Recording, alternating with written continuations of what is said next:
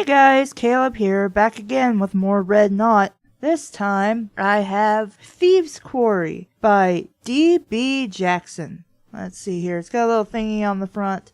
The Thief Taker series is a tour de force. There is no way to get enough of it, and I love Thieves Quarry.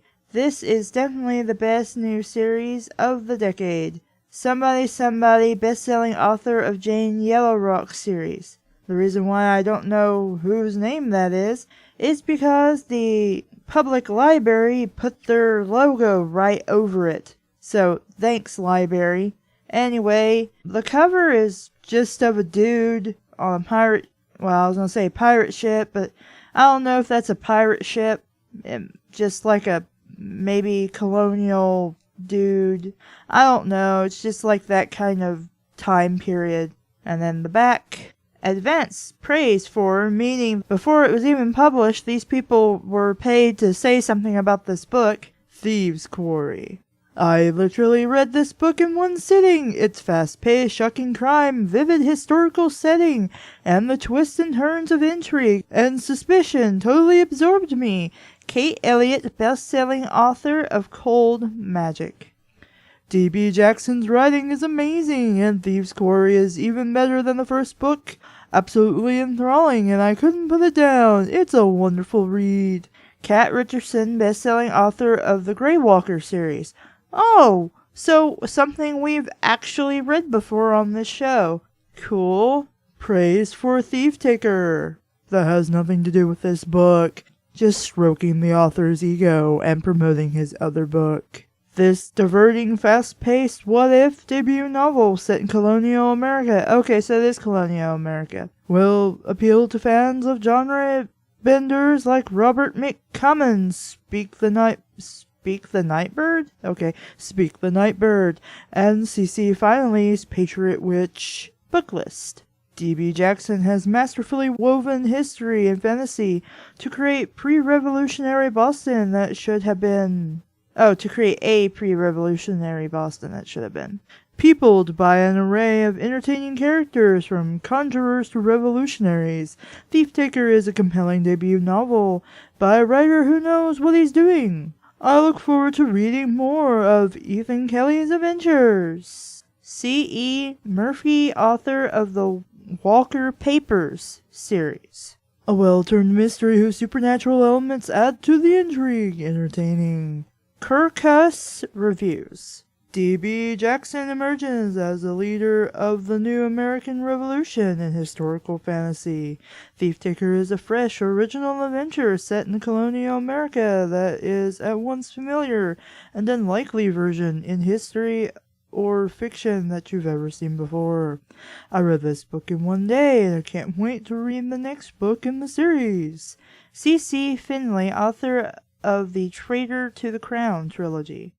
Traitor to the Crown. I think I saw that book in the library, and then I was just like, no, not my kind of book. So, yeah, this is sci-fi fantasy, or at least that's what's listed, but apparently it's more like historical fantasy with fantasy elements.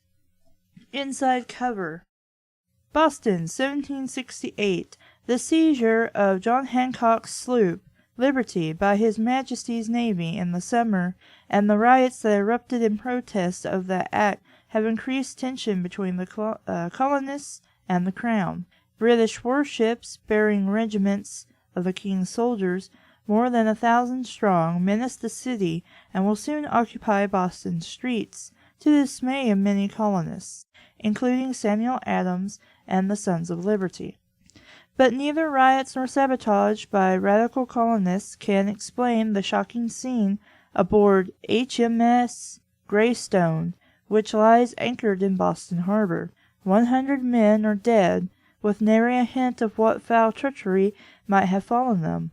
With no sign of struggle or violence, agents of the King believe that something beyond their mortal ken, a dire, powerful conjuring, is the only possible cause of this catastrophe. Ethan Kiley is summoned to investigate. His knowledge of conjuring and his success in solving the mystery of the sorcerer's death several years earlier of a young woman of some means make him the logical choice to attempt to discover by what fiendish acts so many lives could have been cut short. When he boards the ship, Ethan discovers evidence of a deadly magic more potent than any he has experienced in his years of thief-taking and conjuring. Other than the residue of magic that still clings to the bodies of the slain men, Ethan has but a single possible clue to the massacre. One man from the ship is missing, Simon Gant, a man with a criminal past. Gant was once the employee of Sapphira Price, the Queen of the South End, whose powerful friends and iron-fisted control of Boston crime have threatened Ethan's livelihood and his life.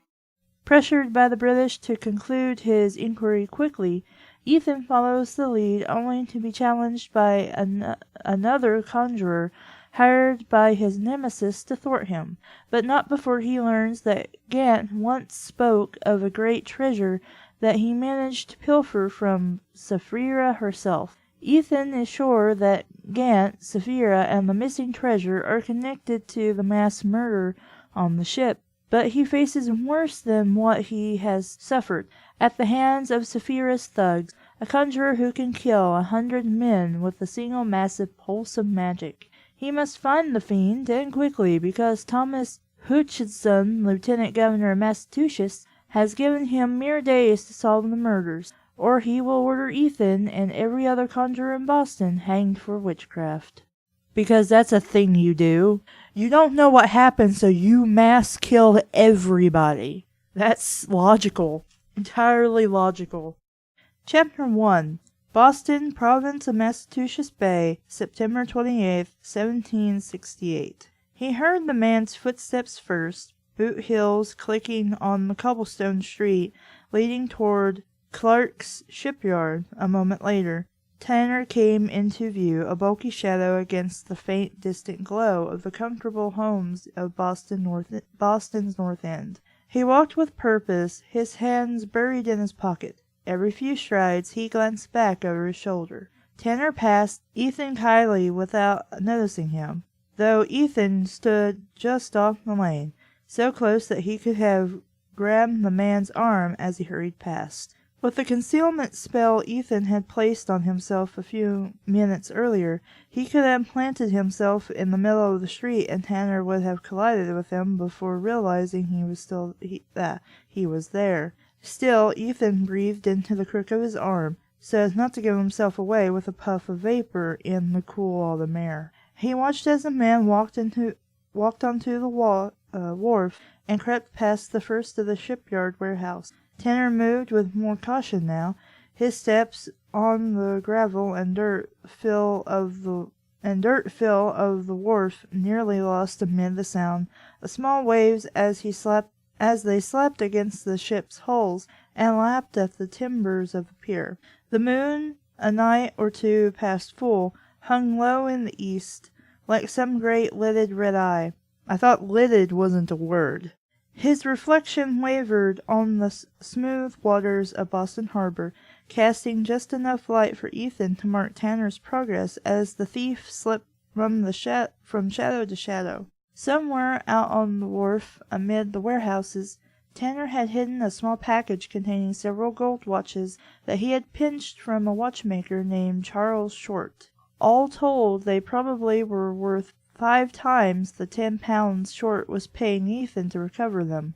But Ethan tried not to think about it. A thief-taker's reputation depended not only on his cunning, but only on his prowess with a blade or his brawn, or, in Ethan's case, his skill as a conjurer, but also on his honesty. Unless that thief-taker happened to be Sapphira Price, but he tried not to think about her either. Ethan had been working this job for the better part of a month, watching the wharves, learning what he could of the men and women who unloaded trading ships when they arrived in Boston, even making inquiries with merchants and wharfmen about the captains of the various vessels. He had gone so far as to enlist the help of his old friend Dervin Jervis, who worked the wharfs when he wasn't involving himself in more questionable business opportunities in the city streets. Diver had been watching his fellow wharfmen on Ethan's behalf, looking for odd behavior or signs that one or more of them had come into some coin in recent days. It hadn't taken Diver long to settle on Tanner. "He's not wearing jewels on his fingers or anything like that," Diver had told Ethan 2 nights before, as they sat in the dowsing rod, the tavern they frequented, which was located on Sudbury Street, on the edge of New Boston, as the west end of the city was known. "But he's acting strangely just the same, like he's hiding something. I think he's got those watches hidden away somewhere out there on the wharfs, or Clark's shipyard. That's where he works, you know." He had paused then, sipping his ale and eyeing Ethan slyly over the rim of his cup. "So how much is Short paying you?" Ethan had laughed. £10, and if you're right about Tanner, 4 of them are yours." It was more than he usually would have paid for such information, but he and Diver had known each other for a good many years, almost since the day more than 2 decades before, when Ethan first arrived in Boston. Diver had only been a boy, but he had become Ethan's first friend in the city. He had known that Ethan was a conjurer, a speller, as his kind were called in the streets, for longer than anyone lived other than Ethan's sisters, and Ethan's work had gone well in recent months. He could afford to be generous, which, I guess £4 was a lot back then, but I don't really have a scale to measure that by. After speaking with Diver, Ethan too had begun to watch Tanner, observing him from a distance as the man worked the shipyard, and following him through the narrow alleys of the south end to a small run-down tavern where he spends most of his evenings. The thief was easy to spot, brawny and tall, mustached and fair-haired. He spoke with a faint Cornish accent, and he had a raucous laugh that frequently punctuated his own jokes. It had taken Ethan only a couple of days to decide that Diver had to be right. Tanner was their man. The Cornish man had returned to the shipyard warehouses several nights running, each time arriving after midnight, sulking through shadows and crawling on his hands and knees, but near the end of the pier. He had also met with a number of men whom Ethan knew to be fences. The word would be fencers, but if we're going for historical accuracy, I'm not sure. But thus far Ethan had yet to see Tanner exchange money or goods with any of them, and on the occasion where Ethan managed to get onto the wharf unseen and search for watches himself, he found nothing. That was why he had come tonight. He had guessed that Tanner would return to the shipyard yet again, and this time he intended to confront the thief while he had the watches on his person. As Tanner continued along the side of the warehouses, Ethan eased onto Ship Street and began to make his way toward the wharf, still concealed by the spell. Out on Boston Harbor, in the distance and to the south of where Ethan walked, lights bobbed on the gentle swells, lanterns burning on a dozen or more British naval ships. Several of the vessels had been anchored within sight of the city for a week or more. 8 others had sailed into view earlier this day. They were arrayed in a loose, broad arc, their reflections dancing and swirling like fireflies. They might have been beautiful had it not been for what they signified, more strife and fear for a city already beleaguered by its conflicts with the crown. But these were worries for another time. Tonight, Ethan had business with Christian Tanner. He stole towards the wharf, placing his feet with the stealth of a housebreaker, peering into the shadows, trying to keep track of the thief. Before he had gotten far, however, he heard raised voices. A man cried out and was abruptly silenced. An instant later, something or someone fell to the ground with a heavy thud. A torch was lit on the merchant ship nearest the end of the wharf, and then another. Ethan started running toward the commotion, but halted at the sound of an all too familiar voice. It was that of a woman, low and gravelly, so she sounded as though she was purring as she spoke, except that her words didn't match her alluring tone. "Not very clever, Tanner," Sapphira Price said. "Mr. Short isn't pleased, and that means that I'm not pleased either. You're new here in Boston, but that doesn't excuse what you've done." She stood over the man, and even from a distance, even in the flickering light of the torches held by her toes? Okay. Ethan could see that she looked lovely. Black curls cascaded down her back, shining with torch fire, and her breeches and the tight-fitting indigo waistcoat she wore accentuated the generous, perfect curves of her body. When you come to a new city, you should inquire of those who are familiar with its customs and its habits. You should find out who to avoid angering, and who to avoid altogether. Wouldn't you agree, Ethan? This last she pitched to Carrie. What? This last she pitched to Carrie. What does that even mean? Tanner, who was on his knees at her feet, bleeding from his mouth and nose, and from a dark gash on his temple, looked around and licked his bloody lips. Come now, Ethan, Cytherea called, a smug smile on her perfect face. Don't be shy. Ethan rubbed a hand over his face and cursed under his breath. She had done this to him before, swooped in on one of his jobs at the last moment to rob him of the goods he hoped to recover, and thus of his payment. She knew the streets of Boston the way a merchant captain knew the Atlantic coastline. She had cultivated friendships with nearly every useful person in the province, from the king's commissioners on the customs board to Boston's most successful merchant, from the city's barkeeps and street peddlers to its most violent criminals. Most often, Ethan's jobs were too small to draw her notice, but on an occasion, one of Boston's wealthier citizens hired him to recover something of value, arousing Sapphira's interest in his work. It had happened 3 years before, when Ethan was hired to find the killer of Jennifer Burson, the daughter of Abner Burson, one of the city's most posthumous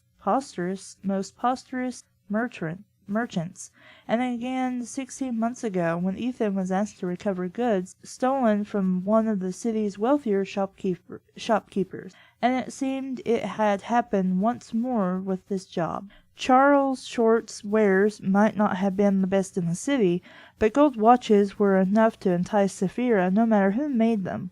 Ethan had known this from the start. From the day Short hired him, he had expected her to be watching his every move, looking for some way to find the watches first.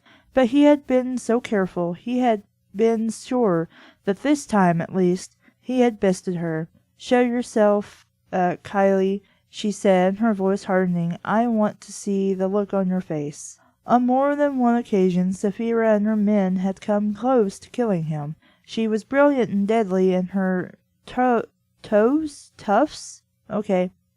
Were skilled street fighters, as good with blades as with pistols, and skilled with their fists as well. But as long as Ethan could conjure, he could protect himself. He hesitated to answer her, but not out of fear, rather because he didn't care to be mocked. "There's no sense in sulking. I've beaten you again. I would have thought you'd be used to it by now." Cursing a second time, Ethan pulled his knife from its sheath on his belt, cut his forearm, and whispered in Latin, "Fini velamentum ex cruore vivocatem." Yeah, I'm not very good at Latin. In concealment, conjured from the blood. Power coursed through his body and hummed in the ground beneath his feet, deep and resonant, like the tone of a pealing church bell. At the same time, a radiant figure appeared beside him, an old man, tall and lean, with a trim beard and the dark expression of a warrior. He wore ancient battle armor and the tabard of a medieval British soldier. He even carried a sword in a scabbard on his belt. He glowed with a deep russet hue, nearly a match for the color of the moon, except for his eyes, which burned bright like brands. This was Ethan's spectral guide, who allowed him to access the conjuring power that dwelt in the realm between the living world and the domain of the dead. Ethan had long suspected that his guide was also the wraith of one of his ancient ancestors, a link to his family's conjuring past. He called the ghost Uncle Reg, after his mother's oldest brother, a whippish, difficult man of whom the shade often reminded him. The blood that had been flowing from the fresh wound on Ethan's arm vanished, and he felt the concealment spell begin to fade. Because Sapphira wasn't a conjurer, she wouldn't have felt the spells as Ethan did. But as soon as Ethan took another step on the wharf, she saw him. Her gaze settled on his face, and a broad predatory grin lit her features. "There you are," she purred. Her men, including a hulking yellow-haired ruffian named Nigel, turned as one and stared toward him. Nigel pulled the pistol from his coat pocket. Ethan raised his knife to his forearm again. The toughs halted. Ethan wasn't tall like Yellowhair, or broad in the shoulders and chest like Tanner. Those who had fought him in the past, as Sapphira's men had, knew he could handle a blade, either short or long, and that he could fight with his fists if he had to, but no one would have been afraid of him because of how he looked. His face bore a few scars, and his long hair had begun to gray at the temples. While serving time as a prisoner on a plantation in Barbados, he had lost 3 toes. He had lost 3 toes on his left foot to gangrene, and ever since he had walked with a pronounced limp. It was the threat of his spell-making that made Yellowhair and the others falter. They stared at his knife the way a child might gape at a rabid cur on an otherwise deserted lane. Even Tanner regarded him with alarm, only Sapphira appeared unconcerned. Actually, she looked bored. "Leave him," she said in a low voice. Nigel and his friends glanced back at her, all wearing frowns. "We're not going to touch him," she said, "and he's not going to do anything to us. Isn't that right, Ethan?" "God knew he wanted to." "Well, I could understand. Somebody's stealing your stuff." He would cast 100 spells, from simple illusions that would scare Yellowhair into diving off the pier, to complicated, violent conjurings that would kill all of them. With a bit of blood, and a few well-chosen words, he could have snapped Sapphira's neck, or set her men on fire.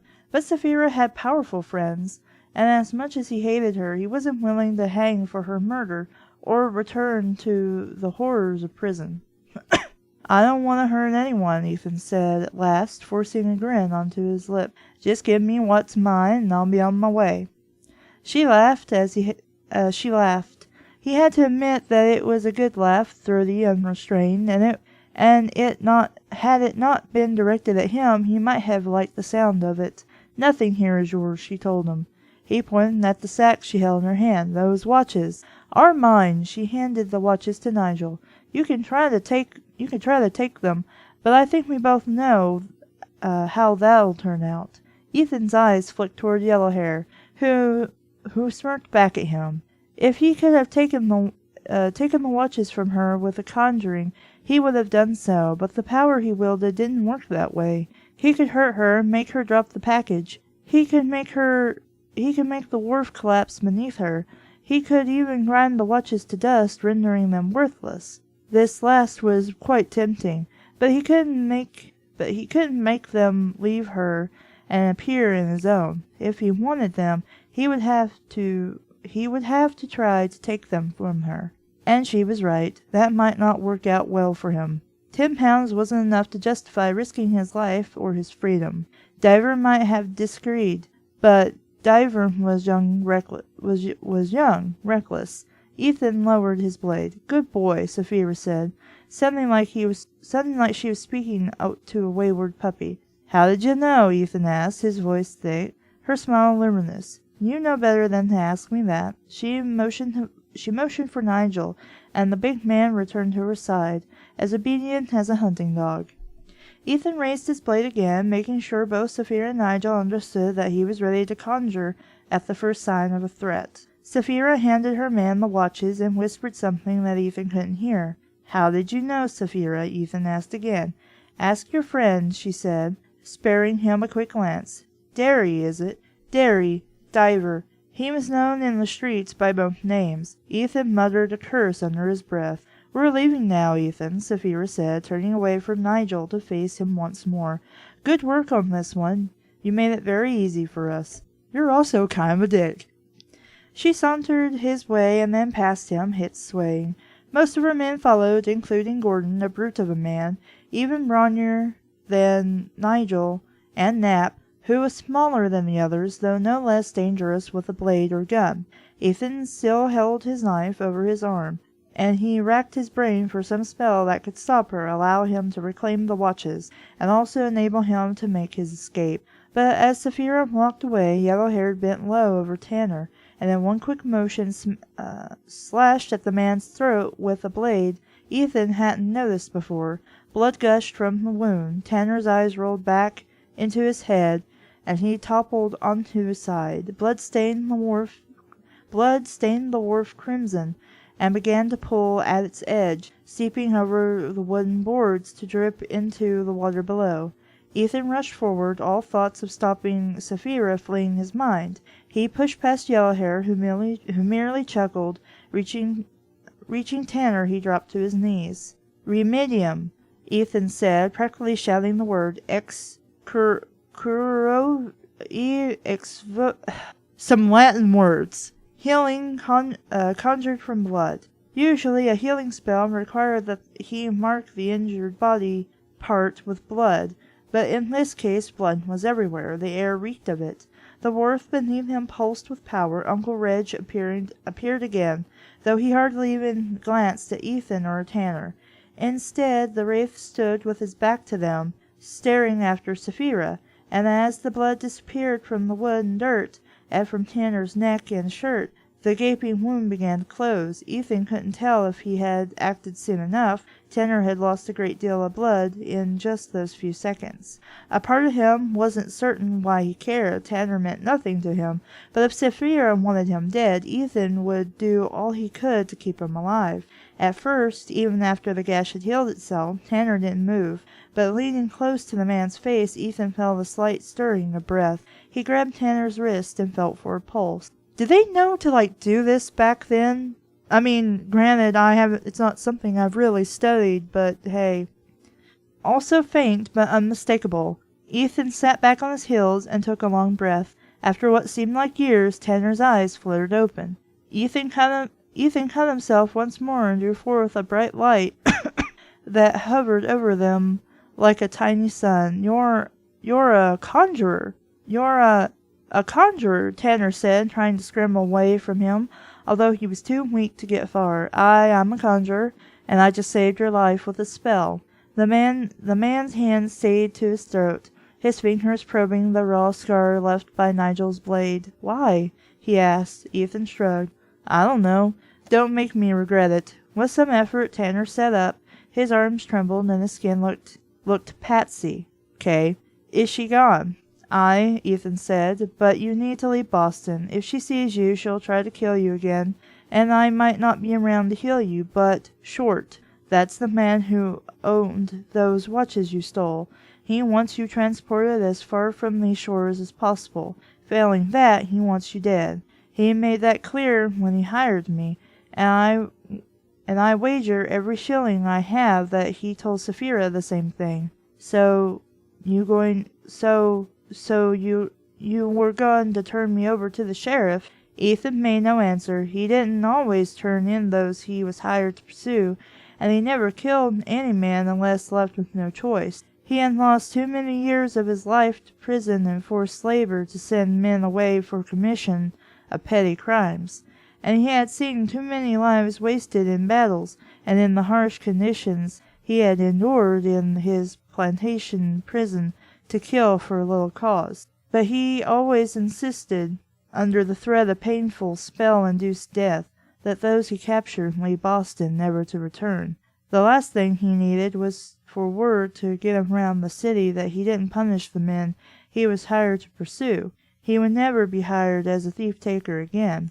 He saw no reason to trust Tanner with this information. "Aye, probably," he finally said, "and Sheriff Greenleaf would have dealt with you harshly, but Saphira took the watches and left me to heal you, so I suppose this is your lucky day." Tanner's dark eyes narrowed. "Well, then." "Don't even think it," Ethan said. "Just leave Boston to the next ship that sails. If you don't, she'll kill you, and if she doesn't, I will." Ethan climbed to his feet.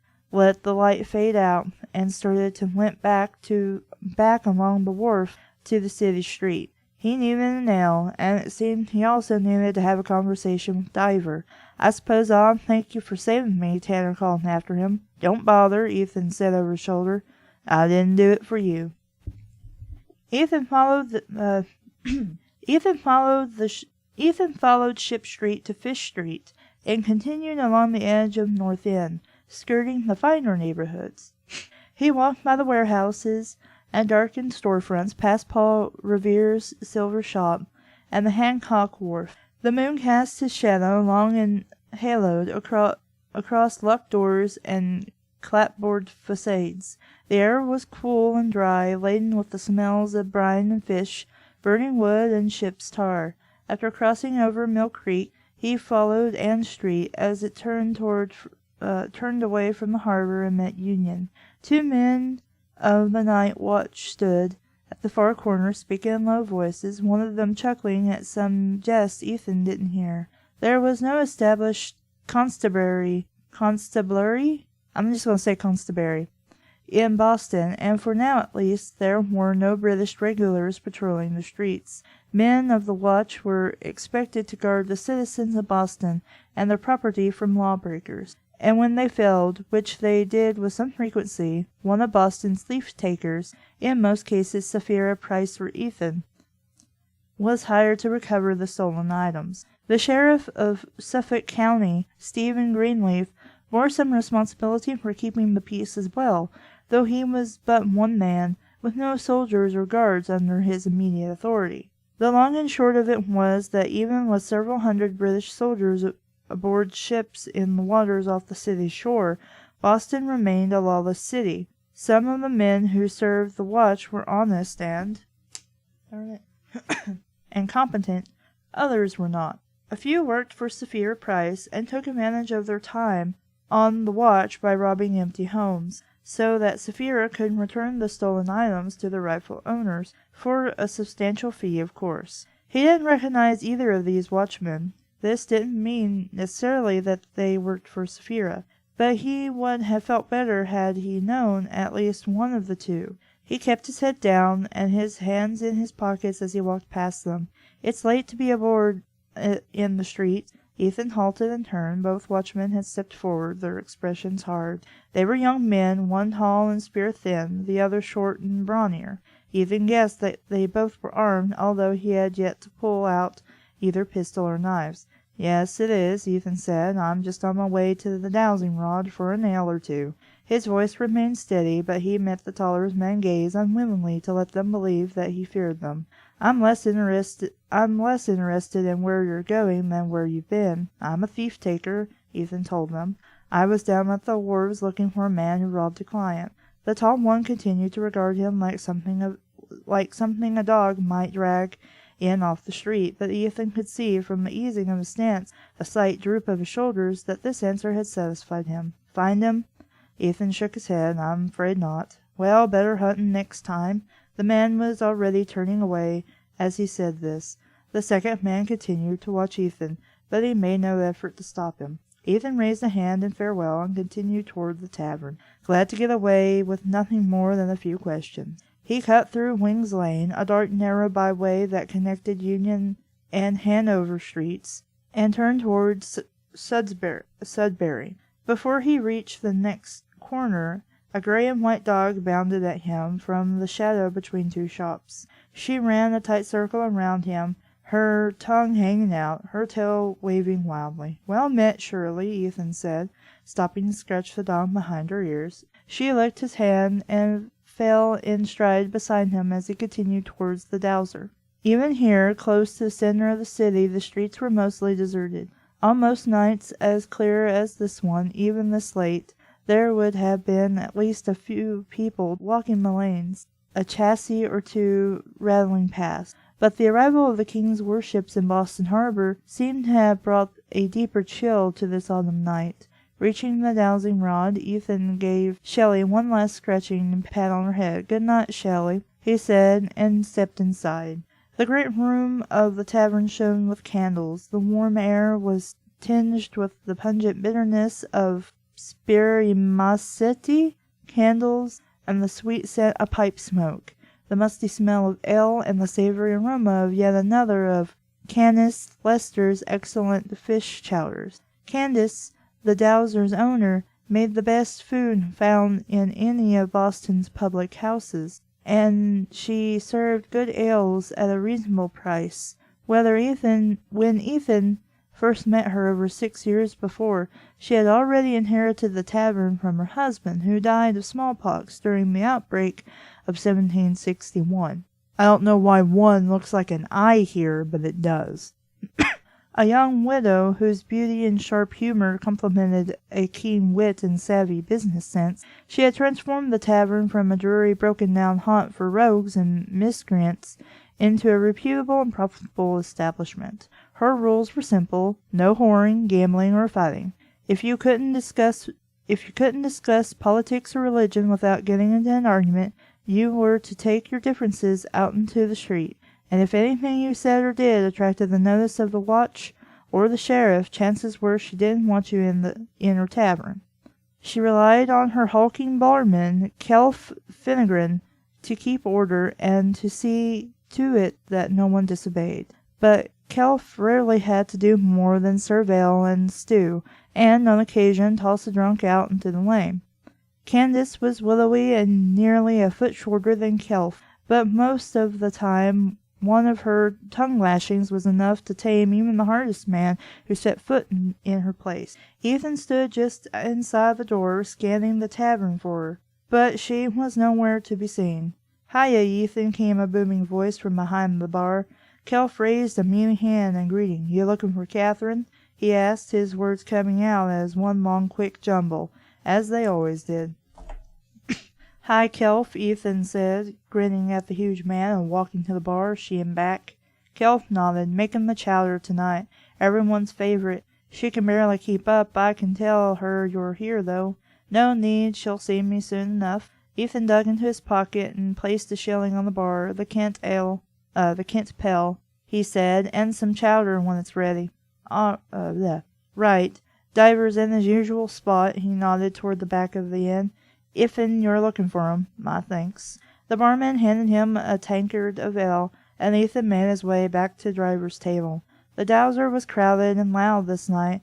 Some stood at the bar, eating oysters and drinking ales, while others sat at the tables drinking flips or Madria wine and supping on Candace's chowder. But whether at tables or at the bar, few of them greeted Ethan with even so much as a nod. He had been a prisoner, a convicted mutineer. He was known to most as a thief-taker and rival to Sapphira Price. A handful of those in the tavern might have known that he was also a conjurer. He had few admirers and fewer friends. Then again, those friends he did have, he trusted. Diver sat alone, hunched over his ale, but seeing Ethan approach, he sat up, an eager look in his face. "Well," he said, as Ethan took a seat across from him. "Well, what?" Diver glanced around to make sure no one would overhear. "Come on, Ethan," he said, lowering his voice. "You know what happened with Tanner and the watches." "Sapphira happened," Ethan said, trying hard to keep his tone free of accusation. Diver's face fell. "What's she got to do with it? She told me to ask you." "What?" His surprise appeared genuine, and Diver wasn't that good a liar. Whatever he had done to tip off Sapphira had been unintentional. "Who have you told about the job?" Ethan said. "No one, I swear it." His eyes were wide, then fearful. He knew better than to think that Ethan would try to extract a measure of revenge. But they had been friends for a long time. Diver looked up to Ethan the way he might to an older brother. The last thing he would have wanted was to fail him on the job, in particular if it meant losing money to Sapphira Price. "A girl, maybe?" Ethan asked. "No." But Ethan could see the doubt in his friend's dark eyes. With Diver, there was always a girl, a different one from fortnight to fortnight. But he was rarely alone. He was tall and handsome, with curly black hair and a smile that could have charmed the Queen Consort herself. "What's her name, Diver?" "She wouldn't have told Sapphira." "So he did tell some random woman." Good job. She wouldn't have told her. You don't know that. You don't tell people important secret shit. You don't tell them stuff. She wouldn't have told Saphira, he said, more to himself than to Ethan. I know she wouldn't. Diver, Ethan said, drawing the young man's gaze. Her name? His friend sighed. Catherine, he said. Catherine Chambers. I met her outside Frenul Hall maybe a month ago. She wouldn't be working for Seer if she's... He shook his head, perhaps knowing better than to complete the thought aloud. Ethan had never heard of the girl, but that didn't mean much. Have you told anyone else about Tanner? He asked. Diver shook his head, his expression bleak. No, no one. He looked Ethan in the eye. You have my word. Ethan nodded and took a long pull of ale. Well, he said, wiping his mouth with his hand, there's nothing to be done about it now. I suggest you stay away from her, though. So we don't get anything, Diver asked. This is Saphira we're talking about. It's not like her to share with the other children. The young man closed his eyes and rubbed his brow with his thumb and forefinger. I needed that money. Ethan didn't bother asking why. More often than not, when Diver said it that way, he meant, I've already spent that money. They sat in silence for some time. Ethan surveyed the tavern while Diver stared morsely into his empty tankard. Eventually Candace came out of the kitchen, beckoned to Kelf, and vanished again. Soon after, the two of them emerged again, bearing a huge tureen of creamy white stew. The tavern patrons roared their approval, and Kelf began to ladle the chowder into wooden bowls. Candace had spotted Ethan, and she approached him now, her auburn hair shining in the lamplight, a few stray strands falling over her forehead. Reaching their table, she meant to kiss him lightly on the lips, her hair smelling of lavender, her breath tasting slightly of Irish whiskey. She bobbed her head toward Diver. He's been like an eager puppy all night, waiting for you to come. I'd have thought he'd be happier now that you're finally here. Ethan shrugged, flashed a rueful grin. Yes, well, things didn't go quite as we had hoped. Diver glanced up at Candace before looking away again. Candace tolerated Diver because he was Ethan's friend, but she thought him a reckless fool who brought trouble on himself and on those around him. Ethan found it hard to defend Diver because Candace often was right. This night's misadventure was more typical than either Ethan or Diver would care to admit. Candace regarded Diver through narrowed eyes and started to say something, but Ethan took her hand and gave it a gentle squeeze. She clamped her mouth shut and shook her head. I take it you're paying for his supper, then, she said, looking at Ethan again. I gave Kelf enough to cover both his and mine. She chuckled, shaking her head a second time. Fine, I'll leave you boys to work this out yourselves. She kissed the top of Ethan's head, and I'll deal with you later. This was Candace's way of telling Ethan that she wanted him to stay the night with her. They had been lovers for the better part of 5 years, and though they didn't live together, and though Ethan had made it clear to Candace that he wasn't the marrying kind, he would have faced down the king's army to keep her safe. Once there had been another woman in his life, Maria Ellie, to whom Ethan had been betrothed before his imprisonment. For many years, while serving his sentence on the sugar plantation, and even after his return to Boston, he had mourned the loss of his first love. But more recently, that wound had healed. I just want to say, being colonial America, granted this is fantasy, I don't think that would have been okay. Not to say it probably wasn't done, but people got uptight about that kind of thing back then. You know, you either were a virgin or you got married. So, yeah. He and Ellie remained on civil terms, but Ethan didn't long for her anymore. Today, Ethan was devoted to Candace as he had ever been to Ellie. Candace walked back to where Kelf was ladling out the stew and said something that made the rest of her patrons laugh uproariously. She might have been unyielding when it came to her rules, but she couldn't outdrink a Scottish sea captain, and she told jokes that would make an old sailor blush. Oh, you're clever, author. So clever. I've never heard that before. You're going to tell her what I did, aren't you? Diver said. Once she was out of earshot, Ethan took a quick sip of ale to hide his amusement. "I'll tell her what happened. She'll work out the rest." "Probably," Diver muttered. "I really am sorry. It cost you nearly as much as it did me. But I know how much you hate being bested by Sapphira." Ethan looked away. Kelf was headed in their direction, carrying 2 bowls of steaming stew. "There you are." "There you are," the big man said, placing the bowls in front of them. "Another ale, Diver?" Diver glanced at Ethan. "We'll both take another," Ethan said, before draining his tankard and handing it to Kelf. Once the barkeep had walked away, Diver turned to Ethan again, a sheepish look on his face. "Ethan, leave it, Diver. Sapphira's men didn't beat me. Sapphira didn't threaten you or Candace or Ellie and her kids. All she did was take a bit of coin that I claimed for myself. It's not worth worrying about." If anything, the younger man's shoulders dropped even more after hearing this, but he muttered something in agreement. Keith returned with their ales, and for some time neither man spoke. Ethan watched Candace as she made her way around the main room of the tavern, chattering with her patrons, laughing at their jokes, chastising them when they spilled the drinks.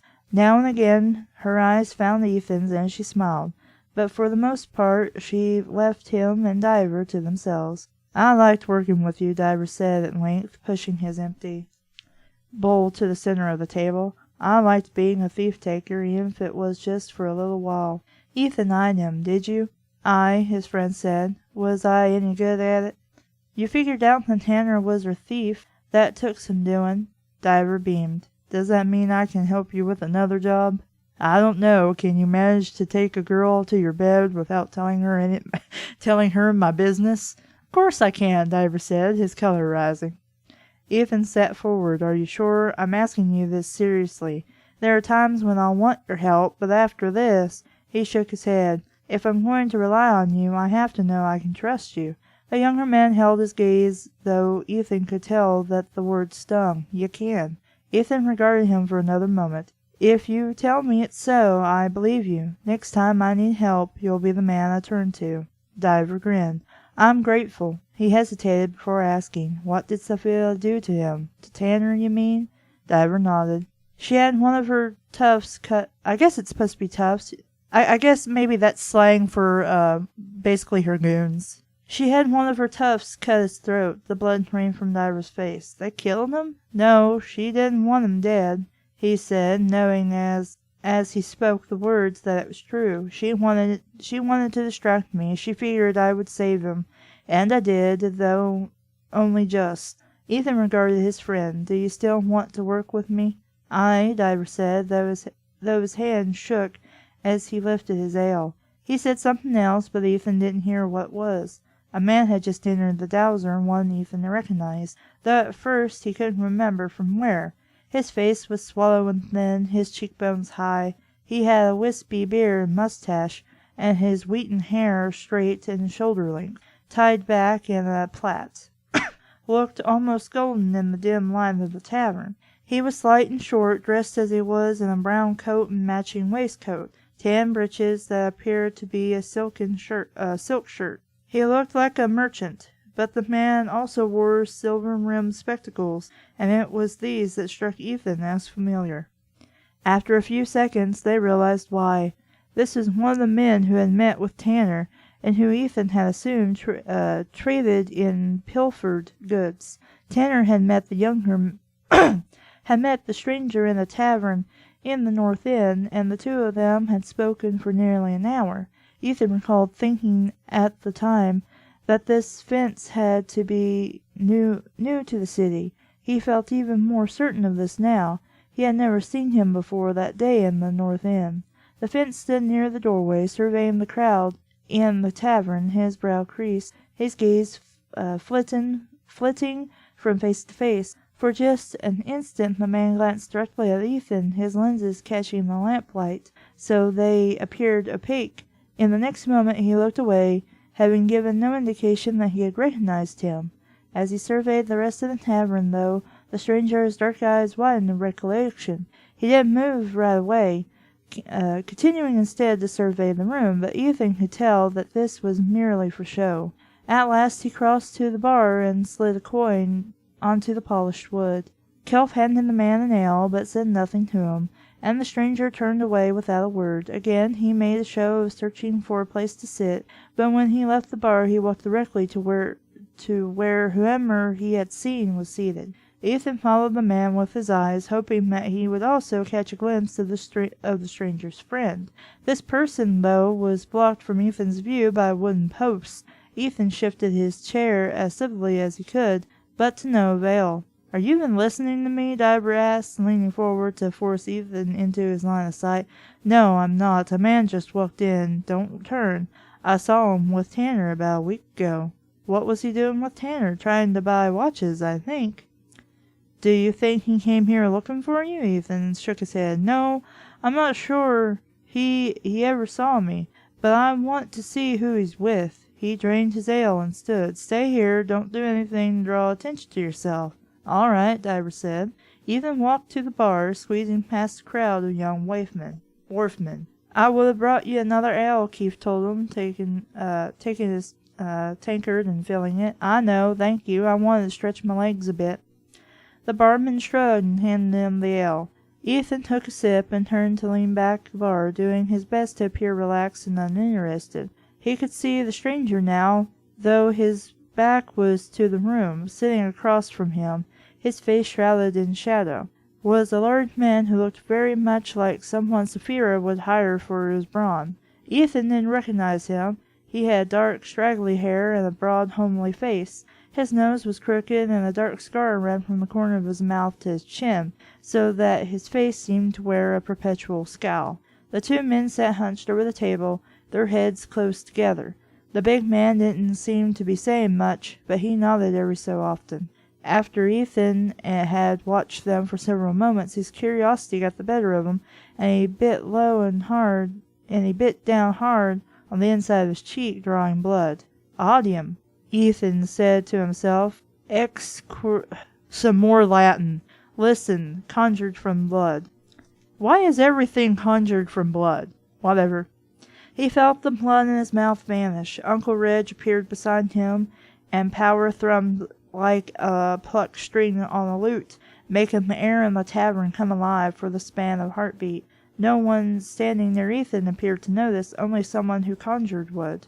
But the bespectacled man stiffened noticeably. "Ooh, that's interesting." Ethan felt his blood run cold. The man had sensed his conjuring, and already was turning to look for its source. Biting down his cheek a second time, he whispered a second spell. "Abby, go away." A second pulse made the tavern floor hum. The old ghost shot Ethan a filthy look, and vanished. An instant later, the spectacled man swiveled in his chair, his gaze passing over Ethan. "What was it?" the big man asked, his voice now reaching Ethan's ears. "Did you hear?" But the stranger raised a hand, silencing him as he continued to search the tavern. Ethan waited until the man turned to look elsewhere, and made his way back to the table, his eyes fixed on Diver, the hand holding his ale steady. His mind was reeling, though. Whatever else this man was, he was also a speller, or at least someone who had been born to conjuring. Ethan hoped that he wasn't skilled enough with craft to know what kind of spell Ethan had cast. "It is nothing," he heard the man say at last, his voice low, the words tinged with a barely discernible accent that Ethan couldn't place at first. "You was telling me about the ship," the big man said. The spectacled man didn't respond right away. Ethan assumed that he was still searching the tavern. If Ethan had sensed someone else casting spells near him, that's what he would have done. He regained the table. Okay. He regained the table and sat opposite Diver, though he kept his attention on the conversation now echoing his head. "Yes, the ship," the man said, forced to guess. Ethan would have said he came from somewhere on the Iberian Peninsula, Portugal perhaps. "It arrived with the others. I do not know yet when it will dock. It does not matter really. What matters is that he does not find his way into the city." "What wharf do you think they'll dock at?" "I do not believe that will matter either," the man said. "We are to keep him out of the city. The rest is of less importance. But it has been made clear to me that he must not reach Boston." "Made clear," the big man repeated. "You mean by Seth?" "Shh," the bespectacled man said sharply. "Do not say anything more, but nothing more. It was made clear to me. You know by who. We we need not speak of it further." The big man grunted and said, "All right then. And how we're supposed to keep him away? That is my concern. You have other responsibilities, which I have already explained to you. See to them, and we will not have any surprises, even if the rest does not go as it is supposed to. You all right?" Ethan looked over at Diver, who was eyeing him with concern. He held up a hand and shook his head. "How much we gettin' for all this anyways?" the big man asked. "Ethan, quiet, Diver," he whispered harshly. "I'm listening." "Pounds, divided the usual way." "Aye, well, that way still ain't right. You said last time it'd be changin', remember?" "Listening to what?" Diver asked, obviously wounded by Ethan's tone. Ethan glared at him. "We'll change, perhaps this time, but first we have to complete the task. After that we can talk about a new division of payment." The big man grunted again, sounding unhappy. The stranger and his friend fell into a brief silence. Then Ethan heard one of them put a tankard on the table. A chair scraped across the tavern's wooden floor.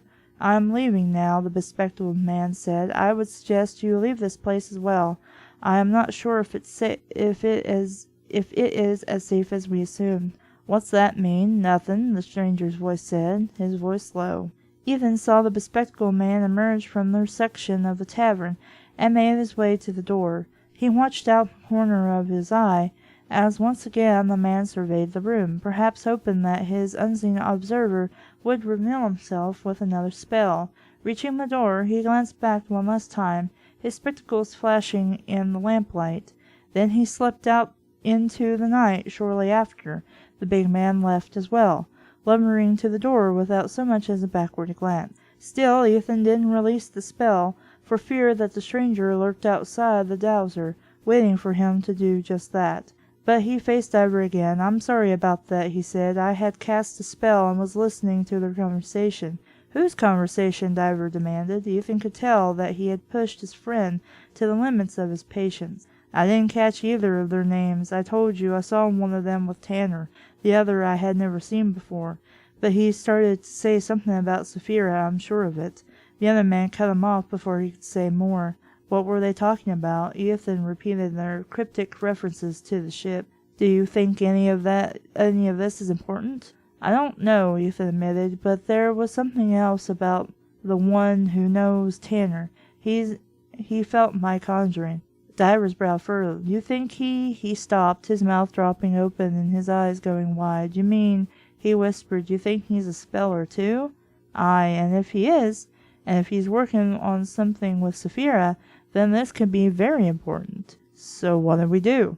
Ethan managed not to laugh. "I'm not sure that we do anything. I don't know that it's a good idea for you to help me with this." "Why not?" "Because it can be dangerous meddling in Sapphira Price's affairs, and because you're not exactly the most reliable person I could choose as a partner." Diver's cheeks colored. "I told you I wouldn't discuss your business with anyone else," he said, with an earnestness Ethan had never seen in him before, "and I meant it. I don't blame you for not trusting me, but I can help you with this." Ethan felt his resolve weakening. Diver grinned. "Come on, give me another chance. I lost money tonight too, and I wouldn't mind getting back at Sapphira just a little bit." "All right," Ethan said, knowing that if Candace were listening, she would call him a fool and worse. "You're working the wharves tomorrow, right?" "Aye, but I can skip it if you need me to." "No, I need you there." Diver's face fell, but Ethan pressed on. "Where will you be?" Thornton's shipyard," Diver said, his voice flat. "Or maybe Greeno's." "Good. In that case you can be responsible for watching the North End wharves for Sapphira or this friend of hers." "How can I do that? You didn't even let me look at 'em." Ethan described the man and his companion. "Don't say anything to them. Don't even go near them. Just watch what they do and report back to me." Diver frowned. Ethan could see that he was disappointed by his instructions. "All right, what are you going to do?" "I'll be watching the wharves in the South End. and Cornhill. He couldn't possibly watch all the wharves. Of course, Boston's waterfront was as active as any in New England, and was nearly a match for those in New York and Philadelphia, even with the hard times that had befallen the city in recent years. But he hoped that if he could stay near a long wharf, the busiest in the city, he might learn something of value. "Are you sure there isn't something else you want me to do?" Diver asked. "Maybe follow Spectacles or his big friend?" "I'm sure," Ethan said. "Right." Diver drank the rest of his ale and stood. "Best be heading off then. I have an exciting day at the wharf ahead of me." "Sleep well, my friend," Ethan said. Diver nodded, but lingered by the table. "I really am sorry. It won't happen again." "It can't happen again, Diver. It's not just my livelihood I'm risking by letting you help me. It's my life and yours, too." "I understand." Ethan smiled. "Good. Get some rest." Diver left the tavern, raising a hand in farewell as he passed Kelf. Not long after, Candace came to Ethan's table, as he had known she would. She sat and took his hand. "Do you want to tell me what happened?" she asked. Ethan chuckled. "Diver would prefer I didn't. I thought as much. That's why I asked you. I won't bother you with the details, but the upshot is that Sapphira learned of my work from Mr. Short from a girl Diver knows, and it cost us a few pounds." He shrugged. "There's nothing to be done about it now. She could have killed you. Sapphira has ample opportunity to kill me, if that's what she wants," he said, but Candace was right. It could have been far worse. For Tanner, it nearly was. He wondered if he had been too quick to let Diver work with him again. "You know what I mean," Candace said. "I understand that he's your friend, but you're best off leaving him to the wharves and doing your thief-taking on your own." Sound advice. He would have been wise to take it. "You're already letting him help you with something else, aren't you?" She knew him as well as he did the wood grain of her tavern's bar, and she was as smart as anyone he had ever known. She would have been well served to have her work with him, but she was too clever for that. "It's not a job," Ethan said, and a mission in the words. "I saw something tonight, and I just want to make sure that Sapphira isn't causing more trouble." She glanced at him, lamplight shining in her blue eyes. "And you thought it would be a good idea to let Derry tag along as you meddle in Sapphira Price's affairs." Strange that it hadn't sounded half as foolish when he himself said much the same thing. He didn't like to admit that loyalty to a friend could be a fault, but perhaps he had been too quick to forgive Diver. "Honestly, Ethan, sometimes I think that his stupidity rubs off on you. It's like it's contagious or something." "Is this how people talked back then?" She shook her head, got up, and started toward the bar. Halfway there, she stopped, heaved a sigh, and walked back to his table. Halting in front of him, she offered a contrite smile. "I didn't mean for that to come out the way it did. I just remember what's happened in the past when you've crossed her." He remembered, too. Over the years, Sapphira's men had beaten him to a bloody mess, stolen his money, and come close to killing him more times than he could count. "I'm not going out of my way to start a new fight with Sapphira Price, I promise. But one of the men I saw in here tonight is a conjurer, and I think I overheard him and his friends talking about Sapphira. I don't like the idea of her having access to spells." "I can see that." She tilted her head to the side, a coy smile curving her lips. "Are you staying tonight?" "I'd like to, if you don't mind having a man as foolish as me in your bed." She grinned and draped the towel she was carrying over her shoulder. "It's never bothered me before," she said, and walked away. Strange dark dreams troubled his sleep. At first he was chasing Tanner through the narrow fog-shrouded byways of the South End. Soon, though, he was the one being pursued. He couldn't see who followed him, but he knew it had to be Sapphira and her men, and he knew as well that they were intent on killing him. Before long, though, he had stopped running. The bespectacled man stood before him, a knife in his hand, blood on his forearm, and the words of a spell on his lips. Ethan grabbed for his own blade and fumbled with his sleeve, but he knew his own spell would come too late to block the fence's assault, which may have been why he felt so disoriented when he woke up suddenly to what felt like a mighty wave of conjuring power. It seemed to rise from the earth itself, like the deep rumble of thunder after a flash of lightning. The entire building trembled with it, or did it? At first Ethan thought he was dreaming, and even after he opened his eyes to the faint morning light seeping into Candace's bedroom around the edge of the shuttered window, he couldn't tell if what he had felt was real or imagined. His heart labored in his chest, and he took several long breaths, trying to calm himself. Candace stirred beside him. "What's the matter?" she asked in a muffled, sleepy voice. Ethan kissed her bare shoulder. "Nothing. Go back to sleep." But he was already wide awake. He laid on his back, staring up at the ceiling, his body tense as he waited for another pulse of power. None came. As the minutes dragged by, he began to doubt that he had actually felt the first one. It would have taken a powerful conjurer to cast such a deep spell, and there weren't that many in Boston, at least not among the people he knew. His thoughts turned once more to the foreigner he had seen downstairs in the Dowster the night before. His awareness of Ethan's conjuring marked him as a speller, but Ethan had no reason to think that the bespectacled stranger was powerful or skilled enough to cast a spell as strong as the one he had just felt. Such an accomplished conjurer would have known what kind of casting Ethan had used the night before, and would have left the tavern rather than continue a conversation that, for good reason, he didn't want others to hear. A speller with such abilities might even have determined exactly who in the tavern had cast the listening spell.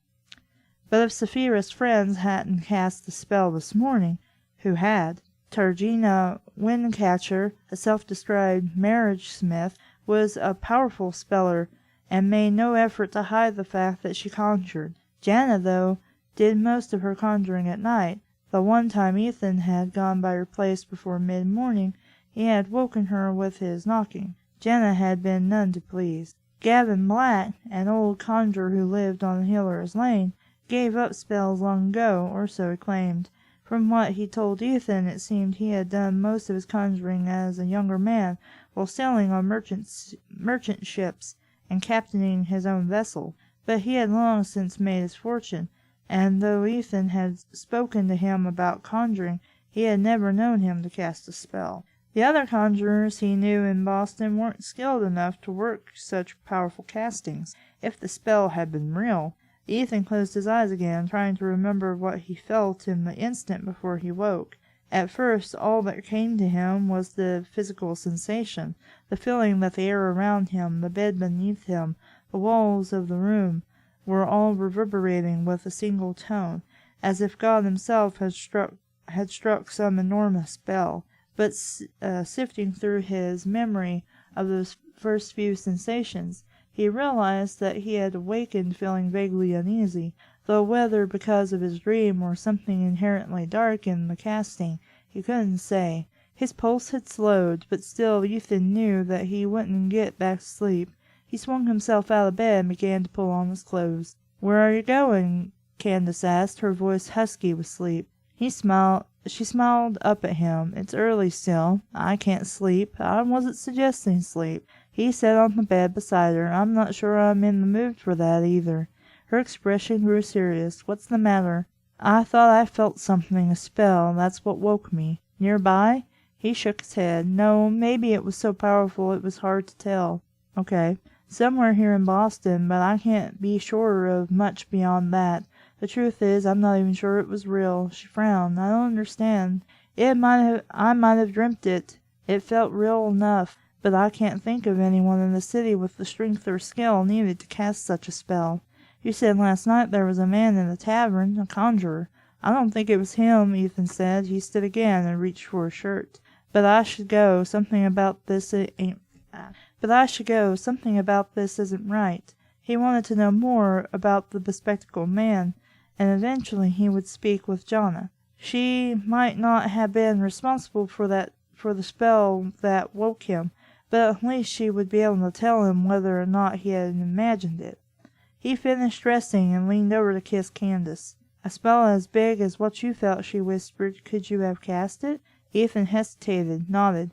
"Aye, but only by taking a life." She didn't blanch. She didn't blanch or give him any other indication that his answer had scared her.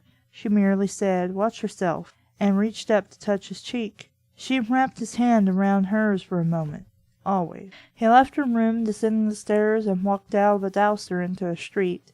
The sun still hung low in the east, but the sky above was cloudless. The sun, and a deep shade of azure. Vapor from his breath billowed into the morning air, and was swept away by a cool breeze. A perfect autumn morning. No doubt October would bring grey skies and cold rains, but for today, at least, September maintained its gentle hold on the province. Ethan set toward Cornhill and the South End, where he leased a room from Henry Dahl, a cooper. He had food there, and he liked to check in with Henry periodically, just to let the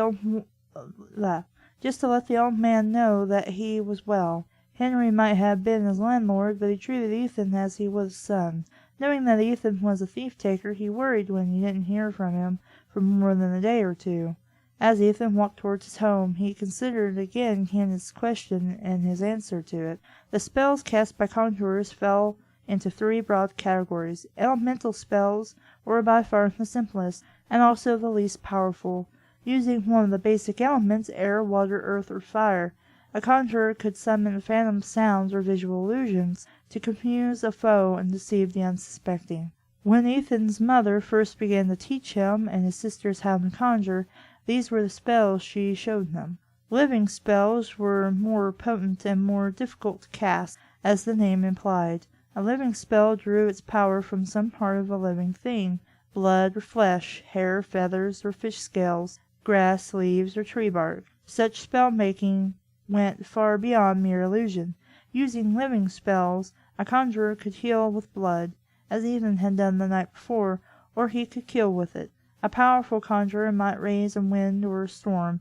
He might conjure fire or draw water from the earth. And yet, as powerful as living spells could be, they were nothing compared to killing spells. These conjurings required the taking of life, and there were almost no limits to what they could do. A conjurer who was willing to kill for his spell-making could reduce Boston to a pile of rubble, or boil away the waters of Boston Harbor. He could rob others of their free will and force them to do his bidding, no matter how heinous. In all his years, Ethan had cast only one killing spell, and though he had little choice at the time, he was still haunted by the memory. But he had encountered conjurers who had no qualms about taking lives in order to enhance their power. The spell he had felt this morning was most certainly a killing spell. That would explain not only the potency of the casting, but also the unsettled feeling that had plagued him since he woke. And once more the voice in his head echoed, if it was real. Breakfast could wait, and so could Henry. He needed to know more about the spell. Under most circumstances he never would have gone to Tarragana's so early in the morning. On the best of days she was difficult, even ill-tempered. He had few friends, and though she tolerated Ethan because he was a speller, and also because they shared a deep and abiding hatred of Sapphira Price, she probably didn't like him any more than she did anyone else. But he had to know if he had dreamt that spell or truly felt it. Making his way to Jira's home, Ethan passed the old granary burying ground in King's Chapel, where his friend Trevor Pell served as a minister under the authority of the rector, the Reverend Henry Carner.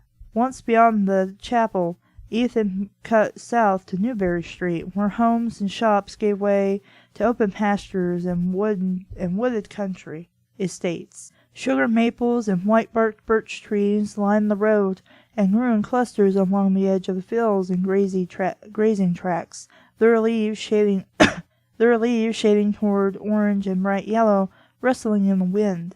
Tarragana lived at the southern edge of Boston, near the town gate, on a narrow strip of land known as the Neck. She owned a run-down tavern called the Fat Spider, and lived in a small room on the second floor of the building. Most of those who frequented the Spider were themselves conjurers or people who came to Jonna seeking her services as a spell maker. She served food and drink in her tavern just like the proprietor of any other public house, but she also sold herbs, oils, and talismans, and she peddled her services as a conjurer. She specialized in love spells, which she used to find love matches for her clients. The sign outside her tavern read, T. Windcatcher, Marriage Smith. Love is magic. It might as well have said, a speller lives here. Well, no shit, Sherlock. Spellers were feared, even hated. Most people mistakenly equated conjuring with witchcraft, and though it had been the better part of a century since witch trials led to the execution of 20 men and women in nearby Salem, Massachusetts, suspected witches were still put to death throughout the province. Jenna didn't seem to care.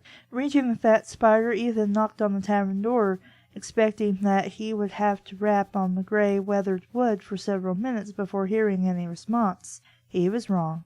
At the first knock, he heard a strong voice call out, "It's unlocked!" Ethan pushed the door open and stepped into the dark tavern. As always, the air within smelled strongly of cinnamon, clove, roasting meat, and ale. Jenna sat in a low chair by the fire, a cup in her hand, filled no doubt with watered Mardia wine. Jenna hailed from one of the Caribbean islands, though because she was orphaned at sea as a young girl, she didn't know which one. She also didn't know her exact age or her family name. She chose Windcatcher because she liked the sound of it. Her skin was rich nut brown, and her hair, which were shown almost to her scalp, was as white as bone. But though her thin, wrinkled face made her appear ancient, her dark eyes were as bright and alert as those of a child. If she had asked Ethan how old he thought she was, he wouldn't have known what to say. "Kylie," she said upon seeing him, her mouth turned down in a scowl, "I should have known it was you, first person to come through that door, and you ain't going to spend 1 pence. You like a bad omen coming at this hour." She said much the same thing whenever he came to her tavern. In fairness, she had a point. He rarely bought anything from her. He sought her counsel when he had questions about spells, because no one in the city knew more about conjuring than she did. The truth was, Ethan might as well have been a close friend as Jonna had in Boston. Might as well have been as close a friend as Jonna had in okay, whatever. He chose to believe that she greeted him this way because she liked him. Others she simply would have ignored. "I see you too, Jonna." The scowl deepened. "What do you want, anyway?" He crossed to where she sat and pulled up a chair next to hers. The fire in her hearth threw off a lot of heat, but still she had a shawl wrapped around her bony shoulders, and a threadbare woolen blanket covering her legs. She often complained of the cold, even on the mildest days of spring and fall. For all the years she had lived in the city, it seemed to Ethan that she had never adjusted to leaving the island. "You're up too early," he said, earlier than usual. She shrugged, her gaze sliding away. "Why would you care about when I sleep and when I don't? You felt it too, didn't you? I don't know what you're talking about." "Look me in the eye, Jonna." Grudgingly, she faced him again. "Did you feel something this morning?" he asked. "Did you feel a pulse of power? It came just after dawn, and it would have been strong enough to make it feel like the spider was going to come down on top of you." Jenna glared back at him. "Yeah," she said at last, "I felt it." Ethan sat back in his chair, feeling both relieved and alarmed. He hadn't imagined it, but then who could have cast such a spell? "You weren't certain," Jenna said. He shook his head. "It woke me from a dream, and I didn't know if it was real or not." She gave a low chuckle. "Oh, it was real. Like you said, I thought this building was gonna crumble. It started shaking so." "Do you know what kind of spell it was?" Ethan asked. "No," Jenna said, "but it was dark and strong as can be, If I had to guess, I'd say it was a killing spell, but I couldn't tell what the magic was supposed to do, neither could I. Do you know where it came from? Somewhere in the city, bet you knew that. There aren't too many of us who can conjure like that, Ethan said. She shook her head.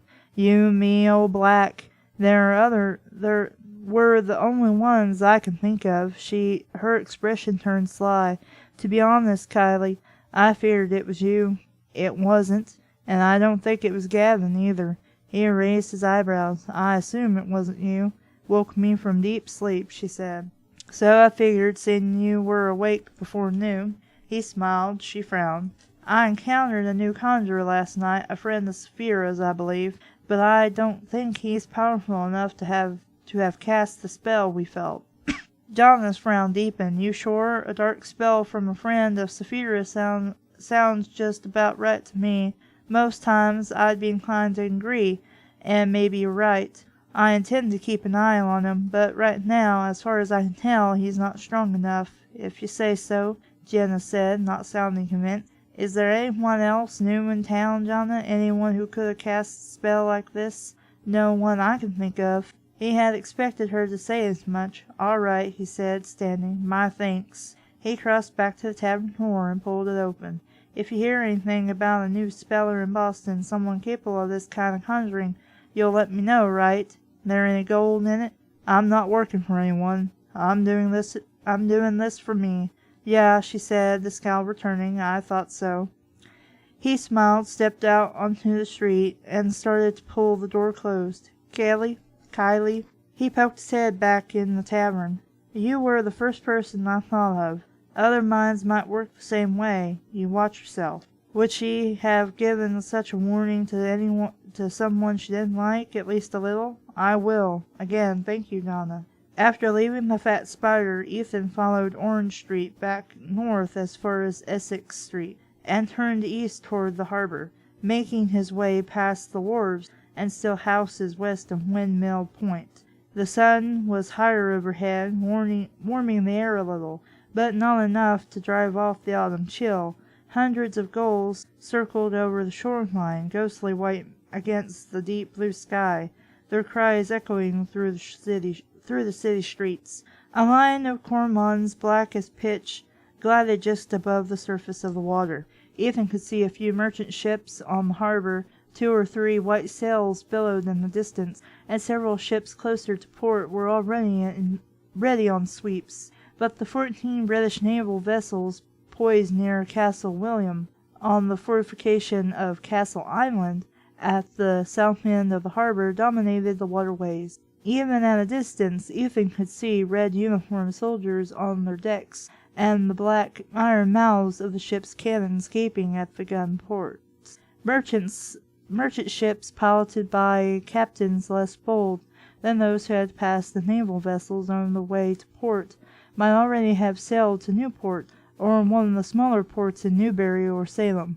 If the Crown's show of force was intended to choke off the flow of commerce to the city, it appeared to be having the desired effect. Ethan considered himself a loyalist. He had little patience with those who rioted in the streets, destroying property as a sign of their dissatisfaction with British colonial rule. Boston had seen too much of this in recent years. 3 summers before, when Parliament first announced its intent to impose a stamp duty on all official documents, a mob ransacked the residence of Lieutenant Governor Thomas Hutchinson, as well as the houses of several other Crown officials. And this past June, when customs officers seized a ship belonging to John Hancock and accused the merchant of smuggling, agitators in the city again took to the streets, this time threatening physical violence against Crown representatives. Yet he knew as well that the King's men were far from blameless. The seizure of Hancock's ship had been a vast overreaction to the merchant's failure to submit proper papers for the shipment of Madeira wine, and it had given Samuel Adams and his mischief-makers just the excuse they needed to riot. Throughout the summer, Governor Bernard had threatened, unnecessarily to Ethan's mind, to post British Army troops throughout the city, and as tension between Loyalists and some of Boston's more outspoken Whigs rose, and rumors of the impending occupation spread. Prominent men such as James Otis and Adams spoke with ever-increasing frequency of a looming confrontation. As a loyal subject of His Majesty King George III, Ethan never had cause to fear any British soldier, at least not before the summer and fall. He had served in the British Navy, fought in the Crimean War. He had more in common with the men on those ships than he did with the Adamses, Warrens, and Otises of the world. But he knew better than to think that the hundreds of soldiers waiting out in the harbor had come merely as a demonstration of the Crown's resolve. Boston was on the verge of becoming an occupied city, and Ethan couldn't help thinking that the landing of regulars at Boston's waterfront could lead to problems far worse than those that had brought Loyalists and Whigs to this point. Nevertheless, the city bustled as it would on any day other than the Sabbath. Though it was early still, both Essex Street and Purchase Street, which followed the South End shoreline northward toward the South Battery, were choked with people and carriages. Wharfmen and sailors made their way from warehouse to warehouse, looking for a day's wage. Merchants in silk suits and peddlers in rags jostled one another, trying to find bargains before offloaded goods reached the markets of Faneuil Hall. Ethan scanned fences as he shouldered his way past people on the street, but he saw neither the bespectacled man nor his brawny friend.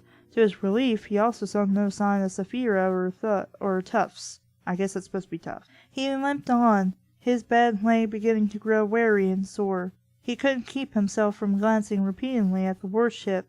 The lead ship appeared to be a fifth-rate freight, probably carrying 44 guns. A smaller freight of perhaps 30 guns lay on the north of her. He saw as well a post ship and several sloops of war and armed schooners. It wasn't a fleet that would have struck fear in the hearts of French naval captains, but it was more than enough to pacify the city and its harbor. All the ships had their sails struck. No doubt their captains were awaiting orders. With just a glance, Ethan counted 100 men on the various vessels, and rumor had it that another wave of ships and soldiers was on its way to the city from Halifax. The occupation would begin soon enough, and it would be massive. As he neared Long Wharf, which jutted into the waters of the harbor more than a third of a mile, Ethan saw a group of men standing on the wharf, speaking among themselves, their gestures animated. All of them were well dressed in matching coats, breeches and waistcoats, ditto suits, as they were known. Several of them wore tricorn hats, and all wore powdered wigs. These were men of means. Still, Ethan might not have taken note of them had he not spotted a familiar face in their midst. Geoffrey Brower, the husband of his sister Brett, and to hear her speak of him, a customs agent of some importance, stood among the men. He was taller and leaner than the others, with a high forehead and a surrealious expression on his lean face. Ethan didn't recognize any of Godfrey's companions, but given how similarly all of them were dressed, he assumed that they were customs men as well. He stopped where he was and watched them. Every few seconds as they spoke, the men looked out toward the British fleet, particularly those ships at its north end. Looking that way himself, Ethan noticed that a pinnace holding several British regulars in their bright red coats and white breeches was approaching one of the ships, a sploon of war. A sploon. Yes, a sploon of war, because everybody knows what a sploon is.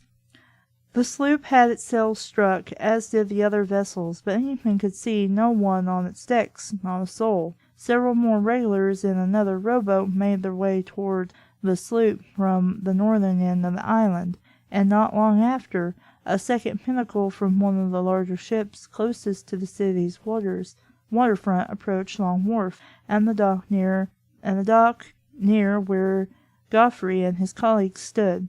The boat drew alongside the pier, and two of the soldiers on on board held her steady while Godfrey and 2 other men stepped onto the vessel. Once the agents were settled, the oarsmen began to row the boat out into the harbor. Within a few minutes it became clear to Ethan that they too were headed toward the sloop. Something that happened to the warship, something serious enough to worry the fleet's commanders, as well as crown officials here in the city. Still watching the rowboats and glancing now and then toward the sloop of war, Ethan started towards the wharf. 3 of Godfrey's friends had remained behind, and he considered casting another concealment spell like the one he had used the night before to follow Tanner, so that he could eavesdrop on their conversation. He reached for his blade, only pausing long enough to look around and make certain he wasn't being watched. His caution might have saved his life. Perhaps 20 yards ahead of him, practically hidden in a narrow alley, stood none other than the bespectacled man and his companion. They hadn't yet noticed Ethan, although he would have had he spoken the spell. He were gazing out over the harbor as he had been. Spectacles held a brass spyglass, which he raised now to his eye. It seemed to Ethan that he had trained on the sloop.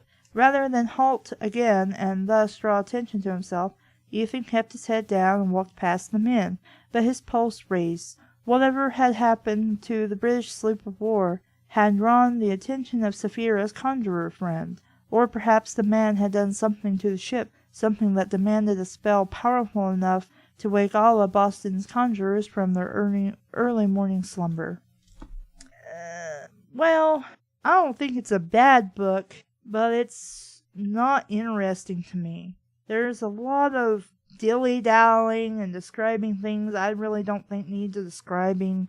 Some of the sentences are weird, and I don't know if that's because we're trying to keep to that time period's way of speaking and referring to things, but like about 3 sentences didn't make any sense at all. I'm not quite sure what the character was saying. Aside from all of that, there's some historical, I'm not going to call them inaccuracies, but some questionable things that seem to be all right in this book, but I don't think would actually have been okay during that time period. Him sleeping with a widow, but not willing to marry her. I think a lot of people would have been pretty pissed about that, and wouldn't have. Her bar would not be a place people frequent because they would have looked down on that, especially back then. Then again, I don't know. I haven't studied crap like that, so I can't give more than the small bit of knowledge I do know. Also, the Jana woman, Caribbean or not, her skin is dark. I don't think they would have let her own a place, much less run a business, and she probably would have been a slave. But then again, we're talking about up north, where you didn't really have slaves. Granted, I'm not sure when the North stopped having slaves and only the South did. Again, I'm not all that knowledgeable on anything more than, I recognize some of the people who signed the Declaration of Independence. All these important people that I learned in history class.